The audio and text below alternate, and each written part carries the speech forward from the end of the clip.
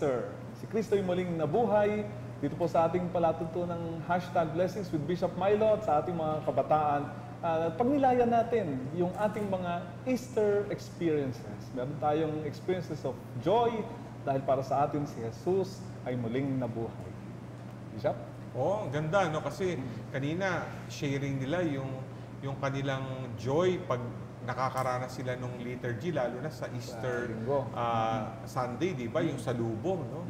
Pero magandang makita nga yung baka meron silang karanasan na Easter din, di ba? Okay, tingnan natin. Sino mauuna? Ako na po siguro. Ako po, isa po kasi akong dialysis patient ngayon. So for 3 years, undergoing na po ako ng dialysis at a very young age. Pero nakakatuwa pong isipin na in a few days time, magkikidney transplant na po ako. So matatapos na po yung pagdadialysis ko. So yun po siguro yung Easter experience ko sa ngayon. Ako, Janers, alam ko yan kasi ang father ko bago namatay, nasa dialysis for 5.5 years. Kaya ikaw, 3 years pa lang, nai-imagine ko yung dinadaanan mo.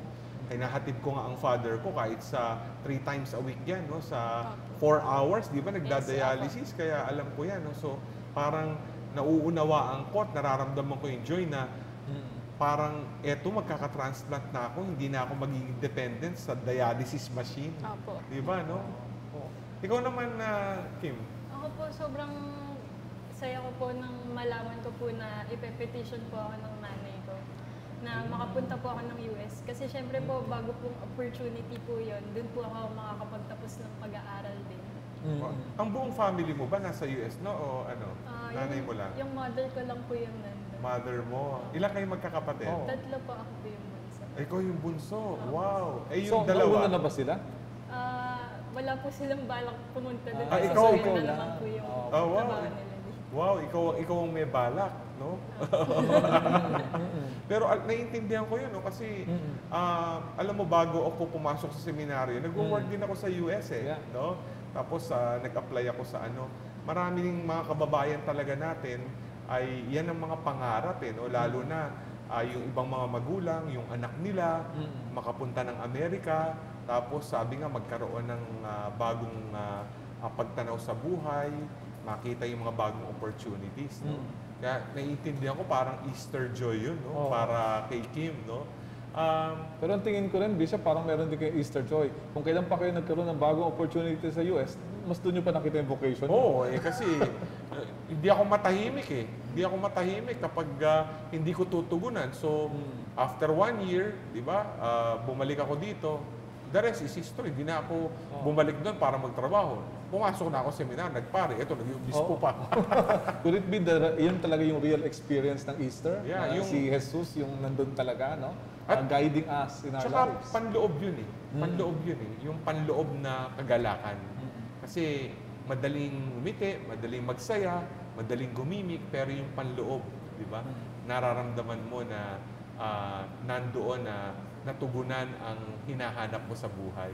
Bishop, may mga katanungan. Meron pa ko yung mabanggit pa? Well, una ay siguro magandang i-connecta ko lang yung kanilang tinatawag na karanasan.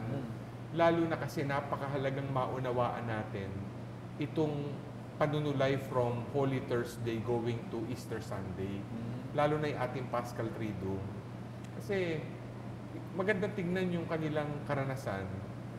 Sabi daw nila, Paschal Triduum. Paschal, alam mo yung word na Paschal, galing yan sa salitang Paske. Ang ibig sabihin nitong Hebreo yung salitang ito, passing over. Sa Tagalog, pagtawid. So may pagtawid pagtawid mula sa pagpapakasakit, pagkamatay, muling pagkabuhay. Di ba? So, hindi ba parang yung karanasan nyo may pagtawid? No? May pagtawid.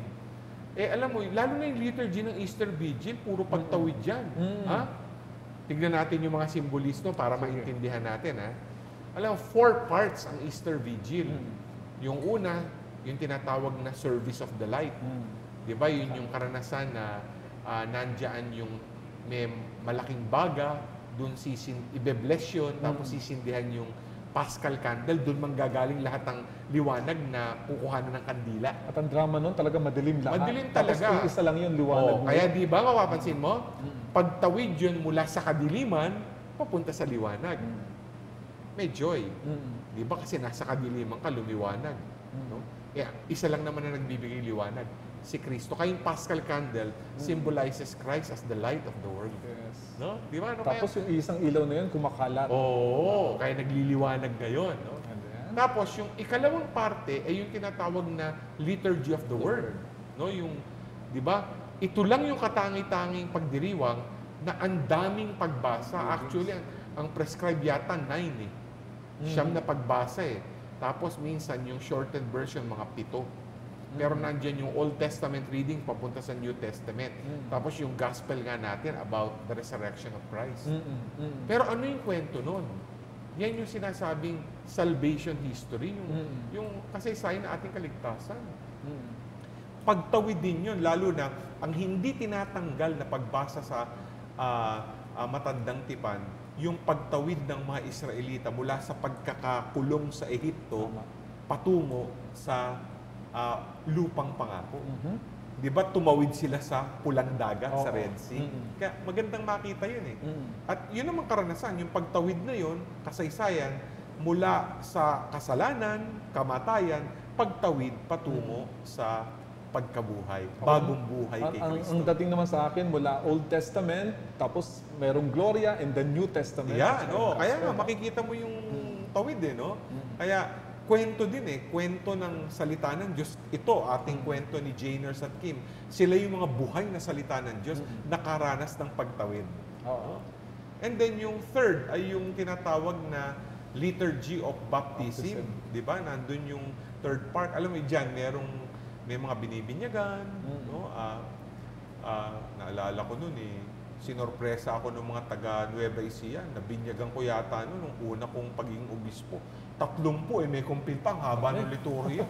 Lampas yata 3 oras. Oo. No, di ba? Pero ang talagang tampok diyan kasi pag Easter Sunday, yan yung renewal of baptismal promises. Pagsasariwa no, ng ating mga pangako nung tayo bininyagan. Doon din, nabubuhay din. Oo, kasi nandan yung pagtawid natin. Di ba yung binyag, pagtawid natin yan mula, di ba kaya nga, yung iba nga, ang pagbibinyag ng iba, nilulublob.